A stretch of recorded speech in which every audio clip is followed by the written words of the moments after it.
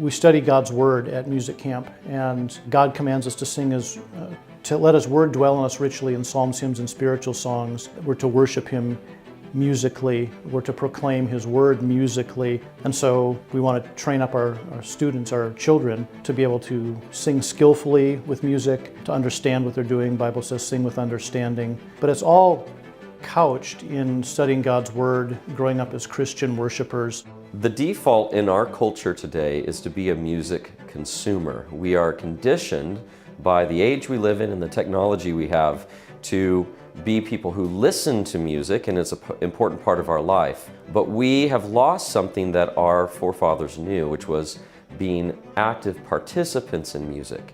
It used to be if you wanted music, you had to make the music. And now we just press a button. But these students are learning through the course of their time at music camp not to be music consumers, but to be active participants in making music. So not only to learn how to sing well, how to understand music as it's written on a page and how it comes together in a group environment, but to be able to take those experiences and have them be the seeds that are planted for their involvement their whole life in the musical life of the church. We want these students to be the next wave of worshipers in the church who know how to sing to God.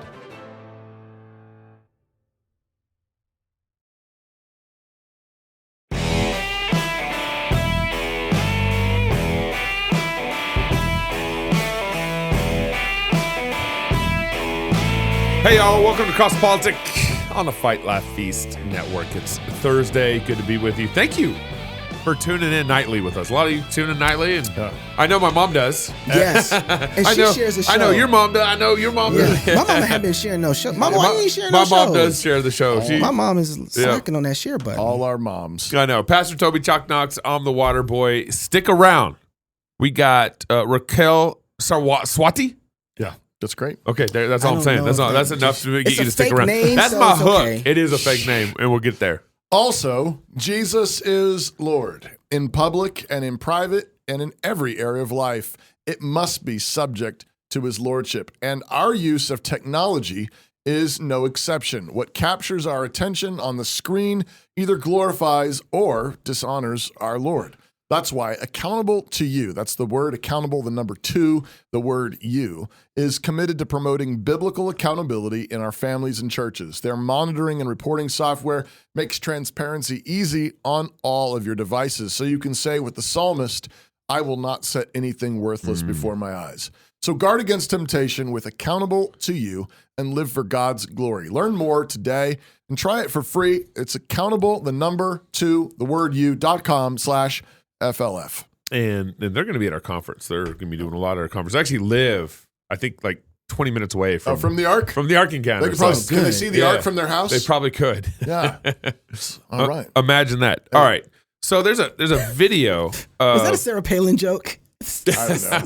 Maybe. I'm sorry, I'm a little slow. I was a little slow. That's on funny. that. Way to get up there, Knox. So you didn't catch it. Don't act like you caught it. I just kept going. Yeah. He didn't think it was funny. No. Yeah, I mean, it's okay. It's okay.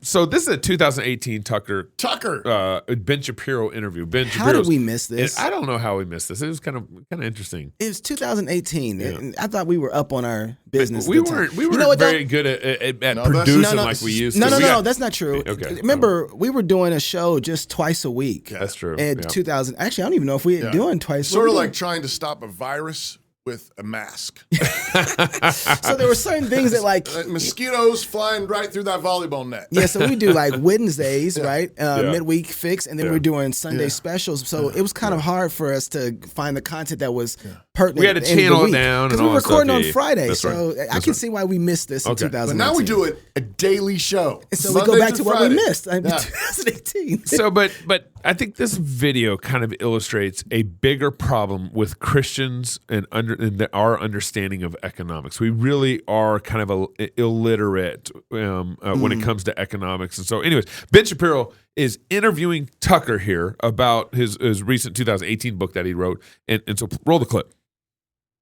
If the goal is preserving the family as the core building block of any successful society, and it's got to be that goal, because it has all kinds of effects that we want. And it's just inherently good. I don't need to explain it, but I could.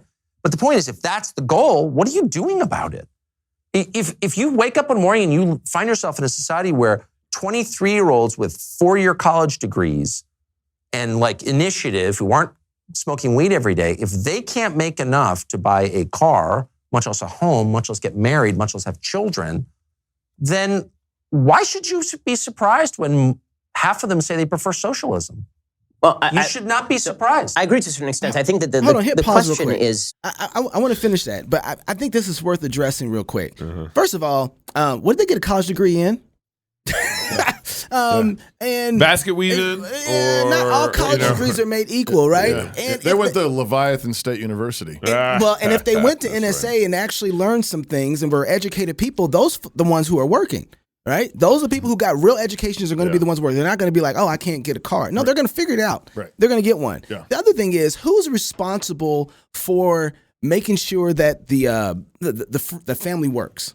Right? Who's responsible for that? And I think there's 3 different groups, really, but they all have different categories in how they work. First of all, if you want to make sure that the family is working and it's important that it works in society, well, you got a husband and a wife Right. that kind of bear the large portion of that responsibility. And right? if your kids aren't successful coming out of college, maybe there's a connection to the husband and wife And and how they raise them. Mom and dad. Mom and dad, right? Yeah, mom and dad. And then you have the church who is preaching the word of God, right? Discipling all nations. Right. Yeah. And telling them what the responsibilities and duties are, how the world works and is supposed to be made. And then you may have the civil government who's saying, all right, while you guys are doing this thing of economics and stuff, we're just going to make sure nobody steal from each other. And if you do that, you pay restitution. Right. Outside of that, go have fun. And that's what they do. Yep. It's not just, he asked the question, well, how do you make it better? Or how do you help it? Yeah, Well, it depends on who you are. What do you do to preserve the family? Right. Well, it depends on who you are. It really does. And it's not just he's operating only, this is what's so important.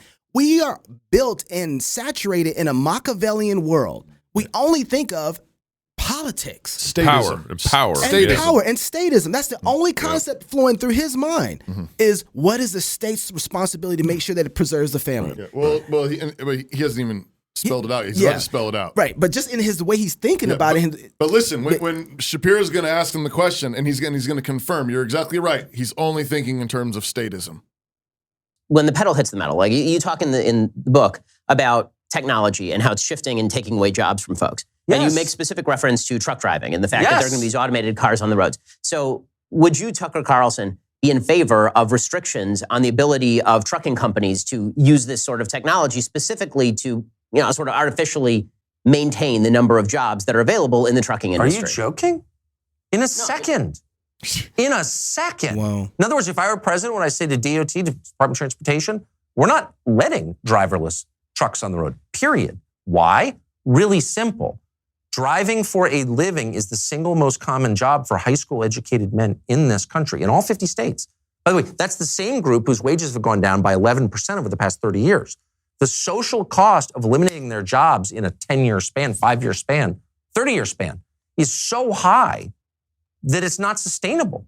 So the greater good is protecting your citizens from, look, capitalism is the best economic system I can think of. I think that anyone's ever thought of. But that doesn't mean that it's a religion and everything about it is good. No, but there's no Nicene Creed of capitalism that I have to buy into. What I care about is living in a country where, decent people can live happy lives, actually. And so, no, I would say immediately, no, are you joking? And I maybe would make up some pretext for public consumption, like, oh, they're dangerous. The technology is not quite finessed. No. He would do but it. The truth would be, I don't want to put 10 million men out of work because you're going to have 10 million dead families, and the cascading effect from that will wreck your country.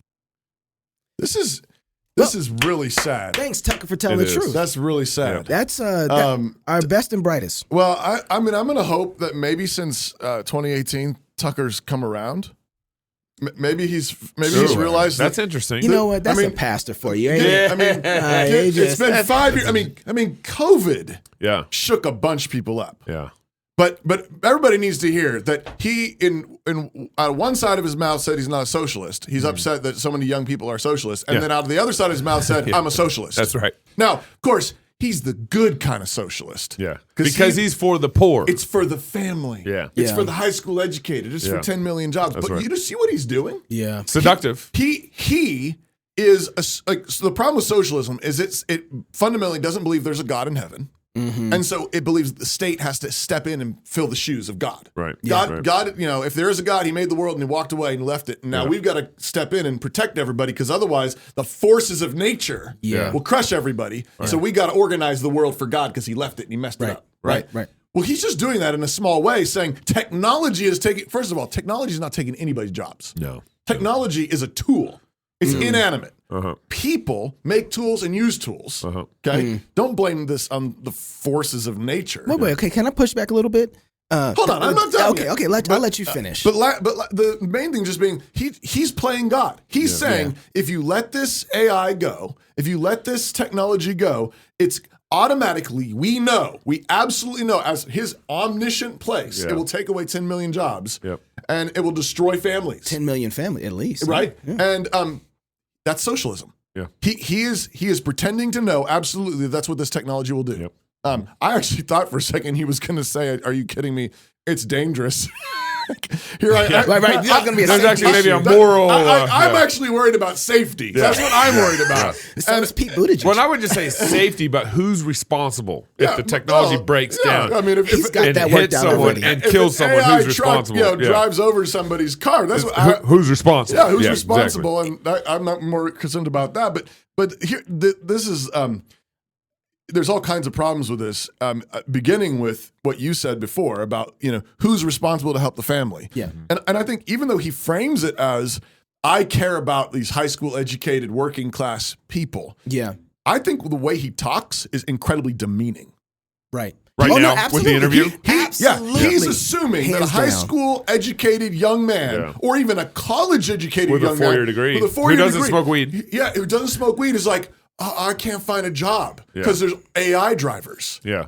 Like, you just insulted the image of God. Yeah. That's right. Do you know what do people made in the image of God who have been trained and educated that there is a God in heaven who filled this world with glory and resources? And you've got a work ethic. Remember Ben Merkel talking yesterday? Yes.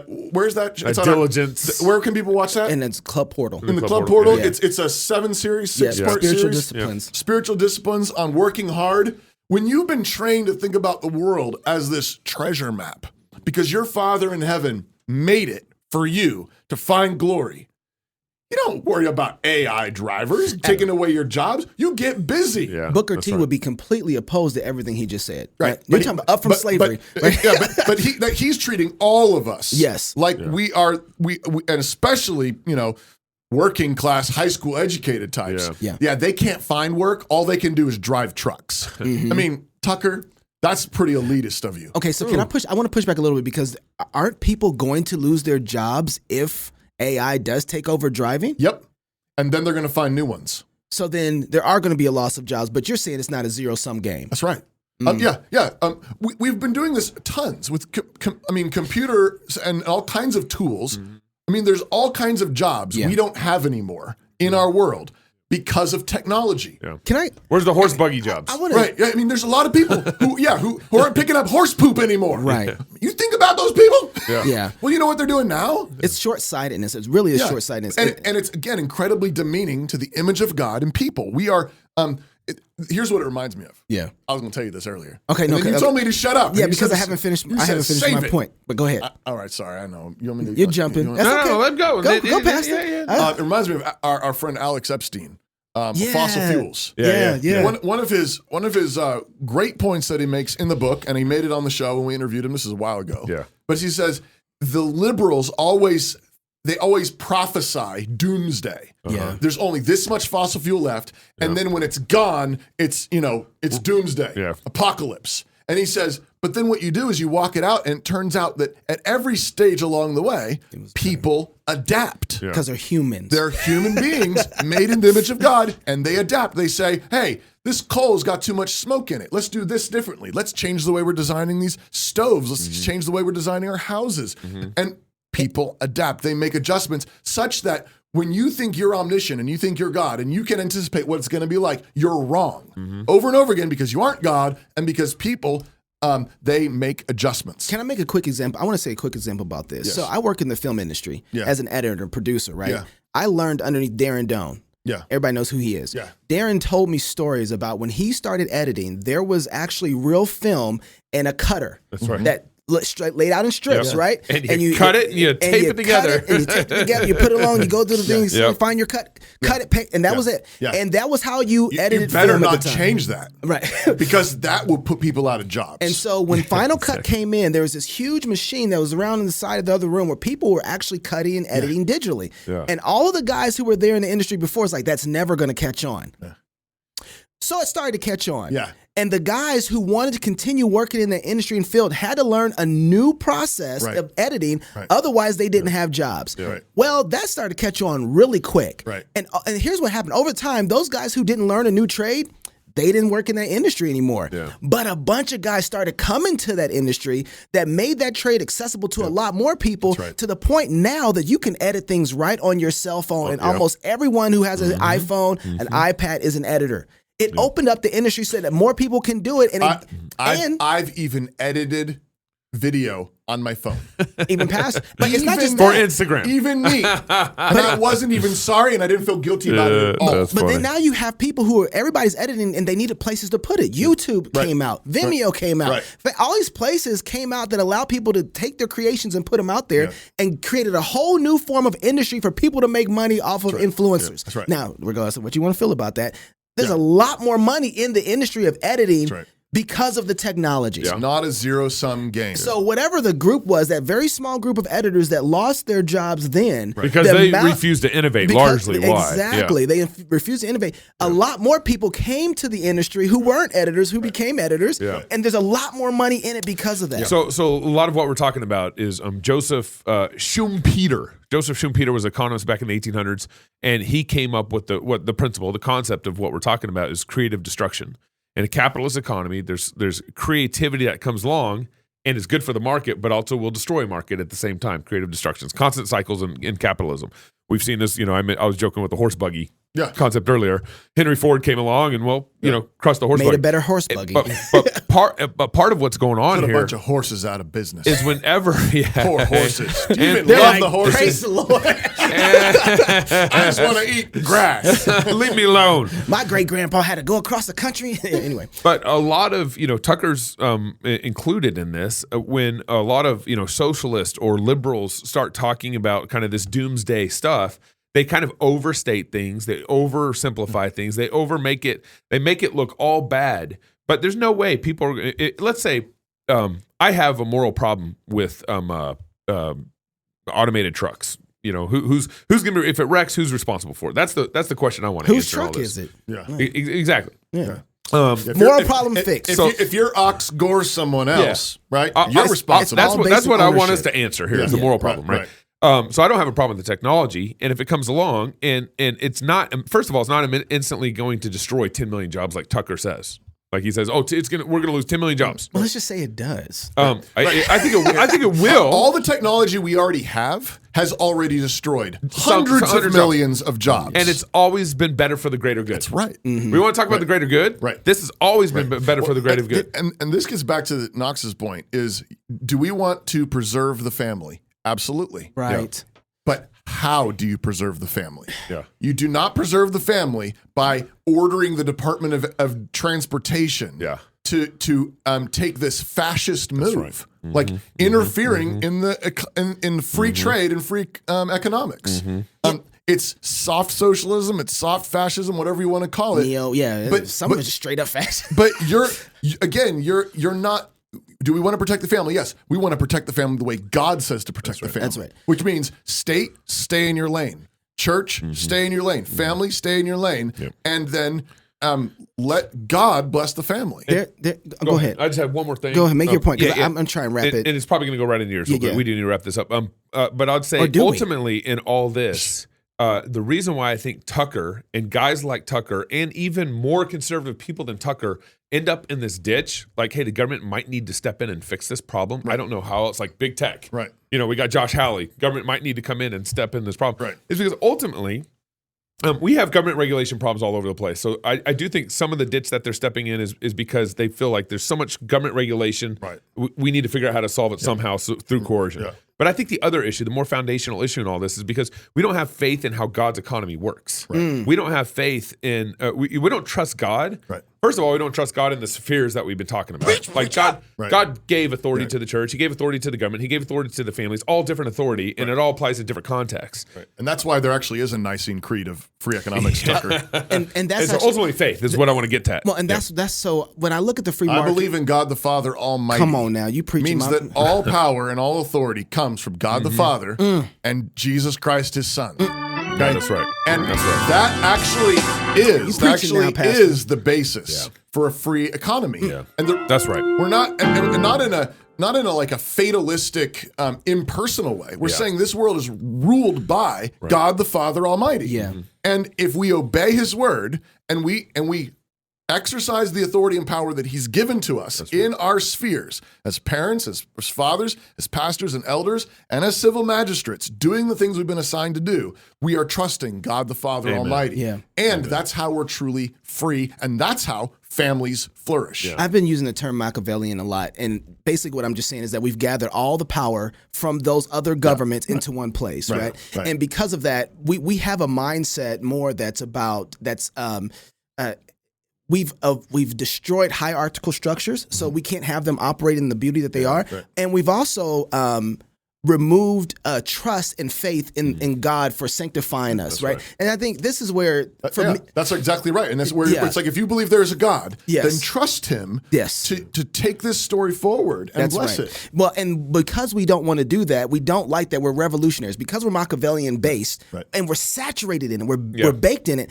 Everything we want to do, it has a revolutionary idea to it versus a sanctifying idea. And the way you know this is when you don't want to take the time or go through the time period it takes for something to work itself out. Let families over generations. Whoa. Let the church preach the gospel. Yes. Let the leaven work through the loaf. That's right. No, instead what we say is we want swords and guns. Yes. To solve our problems now. When you say the state has that's to do right. something or else it doesn't work, you're saying basically that the most effective power is violence. Yes. That's right. Which Yes. is Marxist, Yeah. which is socialist, which is fascist, which is Machiavellian. Okay.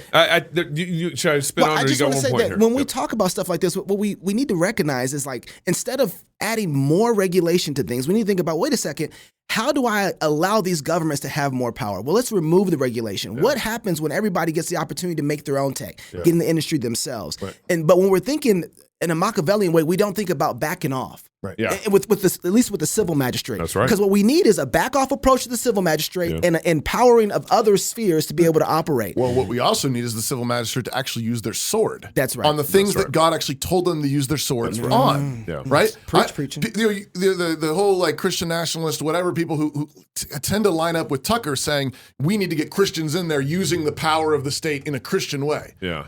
Okay, let's start with the death penalty then for murder. Yeah. Let's just do those things. Do the thing that Jesus has assigned you to do. Clearly and explicitly assigned the government to do. And let's start there. And imagine what would happen if you did that and then back off on all those other things. Yeah. Yeah, and Pastor, what What just might scared correct? me though is that if they don't know to start there, then I'm concerned if they know how to exercise justice on the issues of murder. That's what scares Well, but me. the Not reason why saying that they, I don't they wanna can't do do it. that is because they haven't read their Old Testament. Right. Yeah, That's the problem. Right. But at least there it is their assignment. Spend some time working through there.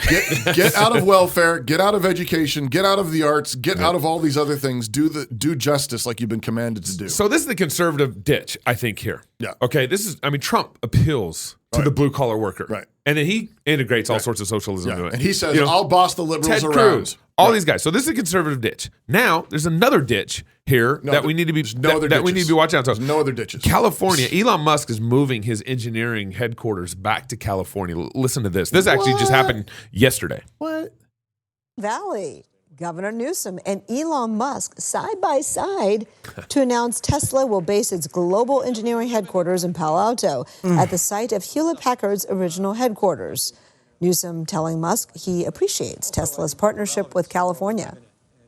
Let's see this as the beginning of something even more extraordinary on their journey to dominate in this space and to change the way we produce and consume energy in this state, in this nation, and the world we're trying to build. Well, at Tesla, we're looking forward to an exciting partnership with California to do exactly that and transition the world to sustainable energy as quickly as possible. So thank you. All right. Today's announcement comes 15 months after Tesla moved its main headquarters from Palo Alto to Austin, Texas. Musk has previously criticized California for overregulation and taxation. I can't. I need to wash that taste out of my so mouth. problematic for on so many levels. What's the ditch here, Gabe? So first of all, Elon Musk moved his engineering headquarters out of California because of all the regulations, all the taxation, all the corporate Into problems. Texas, right? To Texas, Austin area. Right. Now he's moving it back. And I guarantee the reason why he's moving it back is because of all the fascism that's built into that move back to California. Yeah. Tax deductions. Oh, yeah. You know, This is a mob move. It's a total mob move. Mob, but, not mom. Mob. No, I said mob. Yeah. I was Just with make you on sure. that. Just make sure people can't hear. It's total mob move. And the thing, Elon's taking bait that most conservatives would take. Yeah. Wait, hold on. Well, Really? Elon's totally taking the bait. I I think think he's smart. I think he's smart. But in 15 years, California's going to lock him down. I mean, California's going to screw him Well, I think. in 15 years. Or is he? They're going to come out and I- regulate him so bad. Well, I think he's smarter than that. Me too. I think he's playing poker. Bruh, he bought Twitter. He bought Twitter. Well, you know, he kept his CEO headquarters of Tesla in Austin. Right. So this is just his engineering headquarters. Yeah. Well, I think. I mean, he just went through Twitter. Yeah. I think there's a lot of money in this. I Yeah. think you're absolutely right. There's Yeah. a whole bunch of fascism built into Yep. this. Newsom has promised him. All sorts of tax deductions. Oodles They probably of- gave him the building. Yeah, I mean everything, tax breaks, everything. Yeah. But I think Musk is running the play. I think so too. So I think Musk thinks he's going to eat. Yeah. that's what I was going Newsom. to ask you, Pastor. I think Southwest Airlines CEO thought the same thing in Texas. Well, hold on. I think this is a little different though. But Musk has got a history. Yeah. Musk has got a track record. yeah. So I want to know if you live in a fascist environment in society, and I think that's what's going on here. I think you're right about that. And Musk is seeing an opportunity to gut California. And by fascism, everyone, what we mean by that is the government putting their fingers on the scales of a free economy. That's right. And being in bed with business. at some level. Subsidies and Yep. tax breaks and payoffs that's that right. are trying to manipulate the It's kinda economy. like welfare for the rich or business owners. Yeah. That's what it yeah, is. yeah. That's right. So, but when you live in that kind of society, how do you not partake of it and yet beat it? Because I think that's the challenge. When It's hard. So then, because this is where you say, well, if I have the kind of money where I can buy a $44 billion company, Right. and I can use fascism up against itself, Right. how do you then? Do you say no? I'm not going to do that. Yeah. Or do you say, no, I'm going to do that Right. so that I can destroy the system? Well, it's what's like- the way you engage in that? Well, it's like if you're like a missionary in I have friends of ours. Pastor Blake Purcell has mentioned before in Russia. He's a missionary there, and if you get pulled over by the cops, you have to bribe them. Yeah. Yeah. You just have to. That's just part of the deal. And does God hate bribes? Yeah, he does. Yeah. And if you want to function there, just have cash in your pocket, pay off the cops, and move along. Yeah.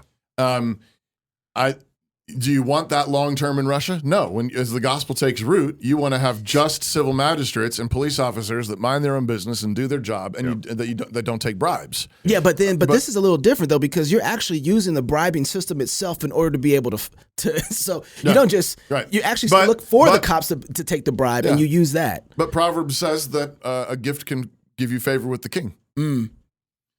And I think this is also Jesus says be wise with mammon. So this You remember the wise business account owner? His boss says, "Hey, you're going to get fired," and he says, "Hold on, I'll pay you. Hold on." And he runs around and he makes some good business deals with all the people. his who own. boss, Then he gets fired. Yeah. But he's set himself up to be friends with all those accounts, and Jesus says, some of y'all need to take some notes from this guy. So Gabe. So then this doesn't have to be a ditch. No, it doesn't have to be. It depends It's on the how same- you play your hand on but this. I think it's though. the same way that Christians have started Christian schools. Like we've created an alternative economy in this crazy socialistic monopoly of the world. And what Christians have done is we created. So I think my point there is I think we got to be wise in the kind of battles we pick here. Right. I'm not quite sure if this is the wisest battle in California. I think this is sort of like, I grant you this really could go either way. Yeah. I guess I'm just saying I'm not sure it's absolutely him going down. I think this is King Kong and Godzilla. And I don't know who wins in this. I feel like we both lose in that situation. But real quick, before you sign us out, I'm supposed to tell you that Cross Politic has an email list. That's right. If you're not already subscribed to our Cross Politic email list, you really should be. Being subscribed to our email list means you won't miss any of our updates about Cross Politic or the Fight Laugh Feast Network, new backstage content, conference materials, and other special offers. You'll hear what's on the schedule for the week, live events, conference updates, rowdy Christian merch, updates from other shows within the Fight Laugh Feast Network, and you'll hear from sponsors of the show as they seek to take dominion for God's kingdom in the business world. So to subscribe, simply enter your email address at the bottom of the page at fightlaughfeast.com. So go to fightlaughfeast.com, enter your email address. We promise not to spam you, or we're not going to sell your email address to a bunch of crazy people that want to, tell you about their, rich gold mine in Nigeria or whatever. But when the Prince of Nigeria emails you, you respond. But at the same time, what we are seeking to build an army of people who believe in the lordship of Jesus Christ over all of life. And if this is a blessing to you and you want to track with us, put your email address in there so we can keep in touch. So if you're single, get married. If you're married, have you some kids. And if you have kids, go baptize them. Until tomorrow, love God with all your heart, soul, mind, and strength. Love your neighbor as yourself. Go fight, laugh, and feast. This is Cross Politic. Putting off writing that proposal again? Yeah, we've been there. Proposal writing can be tough. It takes work, and if you're not careful, you can set up your company for failure. Well, that's where we come in. Smart Pricing Table is an innovative application that focuses on, the pricing table. Instead of a static document and constant back and forth, our platform creates interactive proposals that empower your prospects. Not sure if something is needed? Make it optional. Have complicated services that vary? Let your customer do the work with line item upsells. Have reoccurring services? Easy peasy. With Smart Pricing Table, you can create attractive proposals quickly. And our system is built for reuse, so you can get out of that hamster wheel. Give your customers choice and close deals quickly with Smart Pricing Table. Home. It's where you build your legacy, where traditions are started, seeds are planted, meals are shared, and stories are told.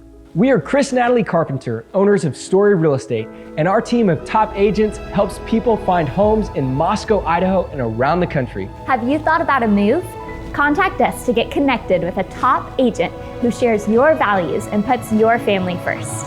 Or reach out to us about our Moscow relocation guide. Wherever you're looking to go, we can help you find home. Call us at Story Real Estate or visit us at storyrealestate.com and start building your legacy.